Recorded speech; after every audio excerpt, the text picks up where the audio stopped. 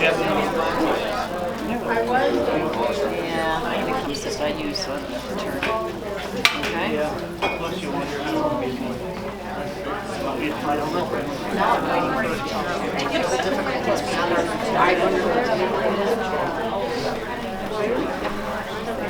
ready? Okay. Hey everyone, welcome to Science on Tap. It's so great to see you here. I'm Linda Deck. I'm the director of the Bradbury Science Museum. And I'm glad that you've come here to Science on Tap to learn directly from the scientists themselves what's the latest cool research and stuff going on at Los Alamos National Laboratory. This is a program of the Bradbury Science Museum, and we do it with very nice support from the Los Alamos Creative District. Today's On Tap as well is sponsored by the American Chemical Society Central New Mexico Local Section. Yay! Yay!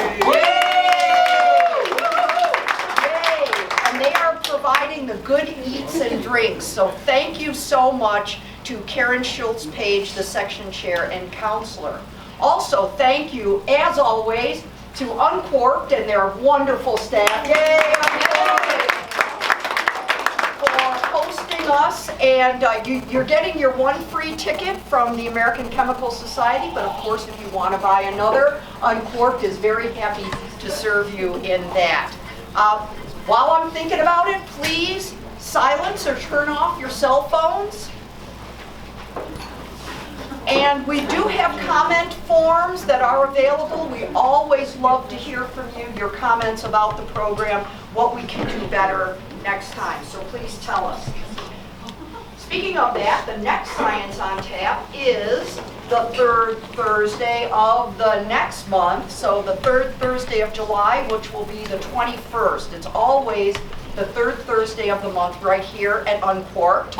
And we promise another scintillating science soiree on that day. I don't quite know what the topic will be, but it will be scintillating in science. Also next month is Los Alamos Science Fest. Yay! The signature event of the Los Alamos Creative District. And it is from July, actually it runs from July 13th through 17th, starting on the 13th with a movie in the park. The main day is Saturday, July 16th. Festivities actually start at 10 o'clock in the morning at the Bradbury with a talk and demonstration on the Navajo Code Talkers, courtesy of our lovely historian Nancy Bartlett, who happens to be in the audience right here. That should be really interesting. So it starts at 10. Things really heat up at 11 o'clock with the beginning of Expo Day down at Ashley Pond, where you'll have loads of demonstrations, activities, and more talk about science over a beer, if you'd like it, at Science and Suds in the beer garden at 2:30 and 4 p.m. So you can learn more about the Los Alamos Science Fest at LosAlamosScienceFestival.com. Not too hard to remember. So please look that up and please come to Science Fest. It's a great event. So here's how Science on Tap works. We begin with a fairly brief, about 15-minute introduction to our topic from our wonderful speaker, setting up some interesting ideas and hopefully food for thought that then will turn into a conversation. And so this really relies on you participating, asking questions, bringing up discussion topics that we can all discuss together and learn more from each other.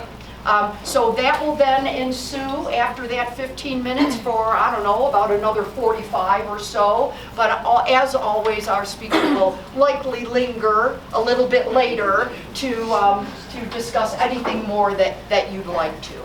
So it's a very friendly environment, and we're just here to learn. So let me introduce our lovely speaker tonight. Eva Birnbaum of the Office of Science is the lab's program manager for isotope production. And I've had the pleasure of visiting the hot cell facility where her team does work to process the isotopes and then package them for distribution around the country and perhaps also internationally. Yep. Yes, for use in medical facilities, in industry, and academia. Anybody who needs those particularly interesting isotopes for the work that they do. This is a program that the laboratory has had for many years, but it's not a very well-known part of the lab. But every time I talk about it, and when I bring it up at the Bradbury, everyone's interested in it, because who among us doesn't know someone, or maybe ourselves, who have encountered a medical radioisotope, and it's done great things for us. So we're here to become part of the enlightened about this program and help spread the word to others. So let's welcome Eva Birnbaum.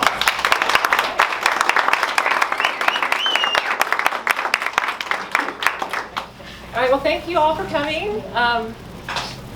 Can you hear me in the back? Okay, great. So I promised Karen I would also thank the ACS local section, of which I am a member, because it's very nice of them to host this. So I'm glad to see so many people here to take advantage of this opportunity.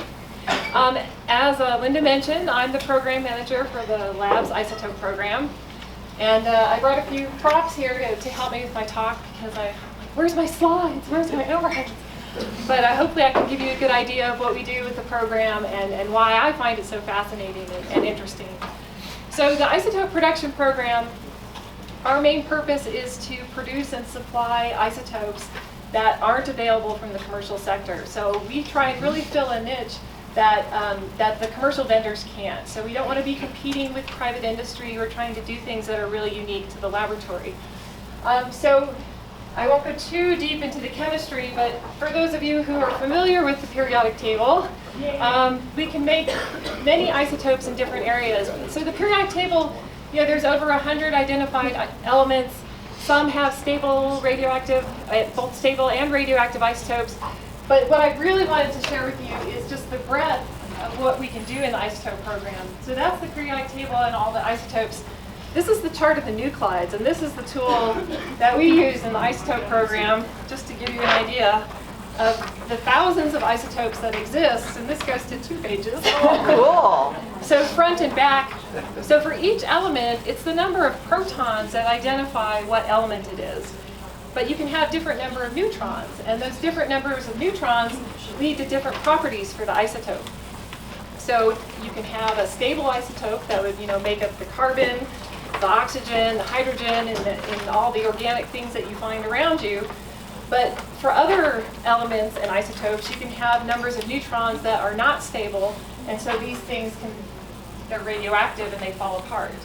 Our purpose is to find radioactive isotopes where we can harness that radioactive energy and put it to good use. So instead of having something harmful in your surrounding environment, we can take that isotope, put it somewhere useful, and get it to do good work for us.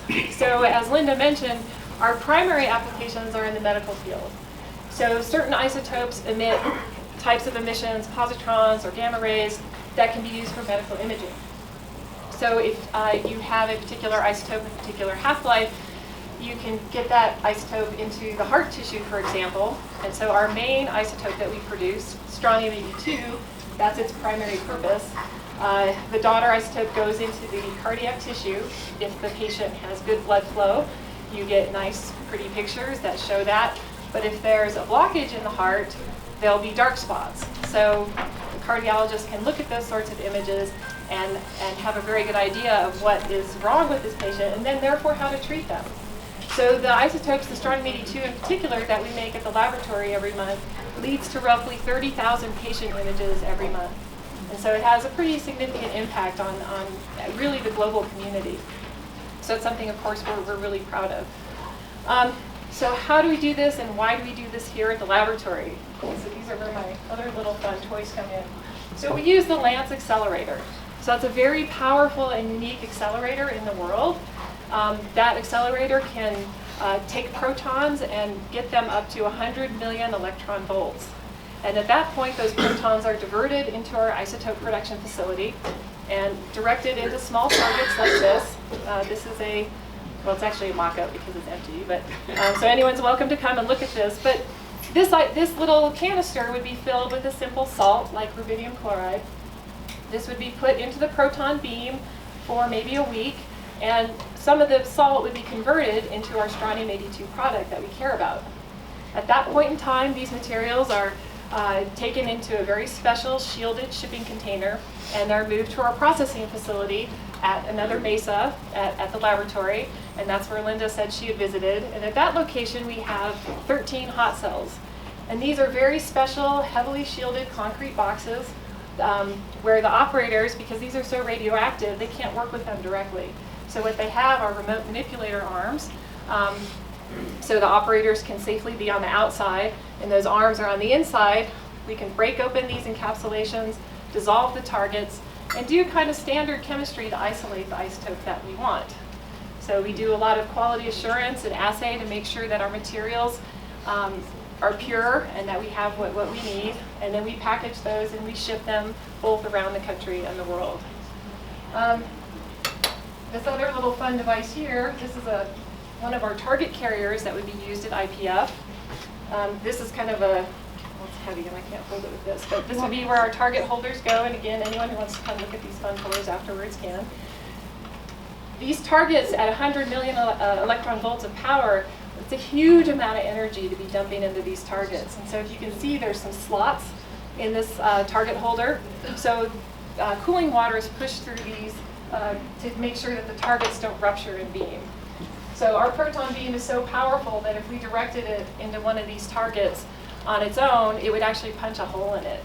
And so we need this water cooling, and we actually take the proton beam and we raster it around the targets to help distribute the power density.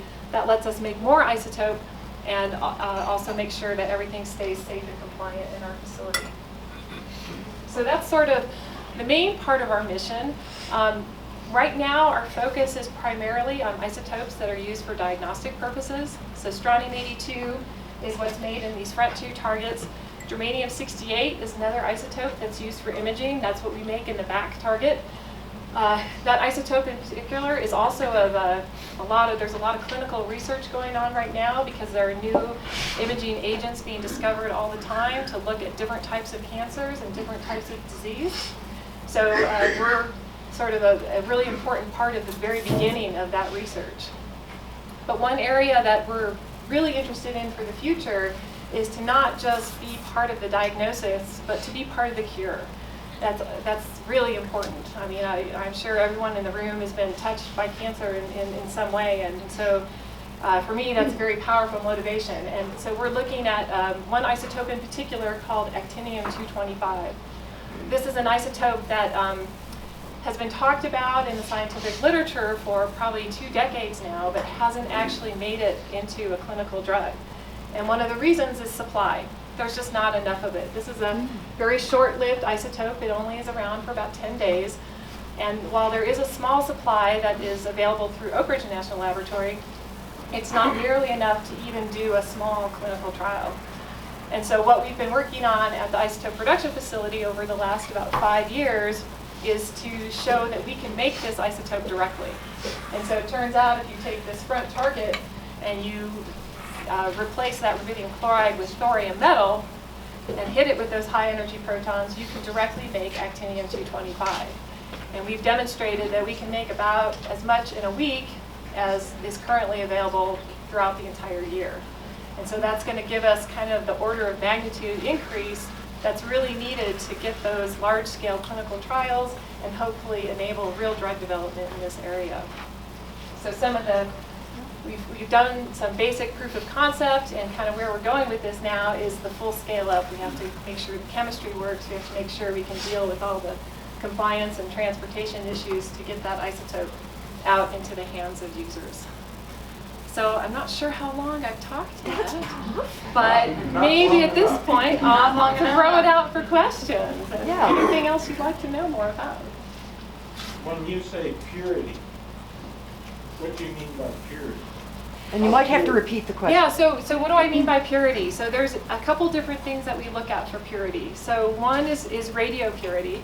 So we look at, so for actinium-225 in particular, is that the only isotope that we have, or do we have actinium-227? Do we have other isotopes that might not be what we want? We look at chemical purity, Do we have the actinium separated well from the thorium target mass itself? Do we have it separated well from other elements that might be present? So those are kind of the two main things that we look at in those cases. So we use a combination of radioanalytical techniques and kind of standard trace metal techniques to assure that we have what we need. Do you have to develop new techniques on separation when you get into the realm of new isotopes? Or is it sort of a standard way that you do the process? So you gotta figure out how to make it, and then you gotta figure out how to separate it? When we look at making a new isotope, it's a very complicated process actually, because you have to start from the nuclear physics. Can we make what we want to make using these energies of protons? And then once we have it, how do we purify it? Because every purification technique is a little bit different. And then can we do it on a time frame that's reasonable? So when you have these radioactive isotopes, the clock is ticking. So, Literally. so with strontium-82, it takes basically 2 weeks from the time that we take it out of beam till when it's shipped to the customer. Part of that time we have to wait because actually we're waiting for some short-lived bad actors to decay away, so that helps us. Then we have to do all the chemistry and qualify it. Half the strontium is gone after those 2 weeks, and so we already know we're going to lose half of it, so we have to do everything that we can to not lose any more. So it makes it very stressful actually. So the team works really hard to make sure that when we commit to customers that they're going to get our product, that they do, because they're waiting for it, and you can't afford to be late. So yeah. Could you say again, what's the change you make to enable you to produce so much more of it? I didn't quite follow that. I understand you're producing a little bit. What's the big change you make to let you produce? For actinium-225 in particular, what will let us produce more? Yeah, how do you ramp it up? Yeah, so I didn't go into some of the background on that, but it's really interesting. So the actinium-225 that's available today is not directly produced. It's produced from what's called a cow in the industry. So we have a radioactive cow, which is sort of a funny language, but the reason why they call it that is you have a parent isotope and you immobilize it on a solid support, and the daughter isotope builds in over time. And so every once in a while you elute that off, you milk the cow, and get the daughter isotope up. So thorium-2, you like that? So this is how, if you've heard of technetium-99, the Moly-99 generators, that's all generator technology, Moly-99 cow to get Tech-99. So actinium right now is only supplied through the thorium cow.